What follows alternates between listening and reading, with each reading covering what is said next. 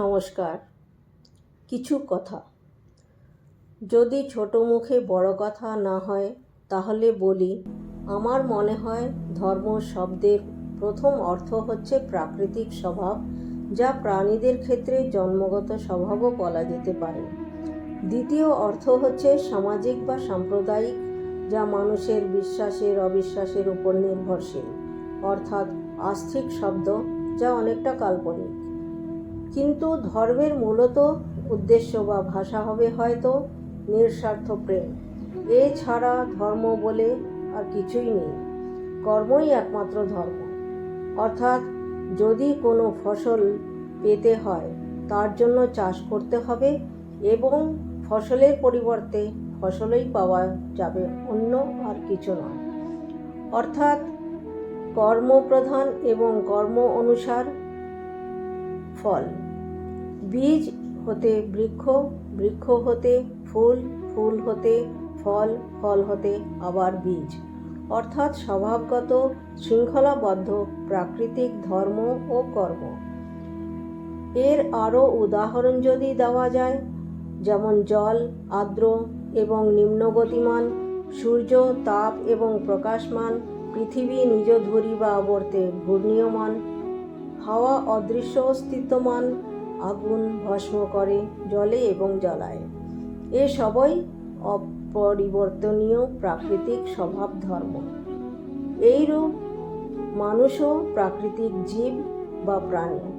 তাই সব প্রাণীর মধ্যেও কিছু কিছু স্বভাব ধর্ম একই প্রকার, যেমন ক্ষিধা, তৃষ্ণা, ভয়, নিদ্রা, ক্রোধ এবং প্রজনন ক্রিয়া ইত্যাদি।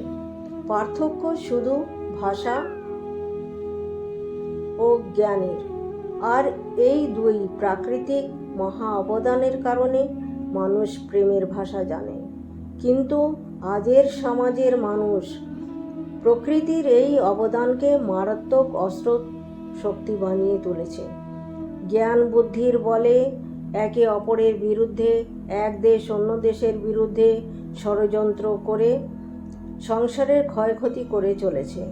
বিবেক বুদ্ধি ভুলে পশুর অপেক্ষা অধম হয়ে মানব ধর্ম ভুলে যাচ্ছে। তাই প্রশ্ন এখানেই, উন্নত শিক্ষিত সভ্য সমাজের মানুষেরা কোন ধর্ম পালন করছে, সামাজিক কি প্রাকৃতিক? আমার মতে তারা ঈর্ষা ধর্ম পালন করছে, যা পশুরাও করে না।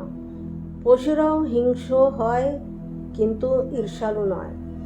মানুষ ঈর্ষা, হিংসা ও আত্ম অহংকারে একে অপরকে, অপর সম্প্রদায়কে জাতি, বর্ণ, ভাষা নির্বিশেষে ছোট করার আপ্রাণ চেষ্টায় পৃথিবীটাকেই ধ্বংস করে চলেছে। মানব ধর্ম প্রেম, প্রীতি, ভালোবাসা বলে আধিপত্যের নেশায় মেতে উঠেছে।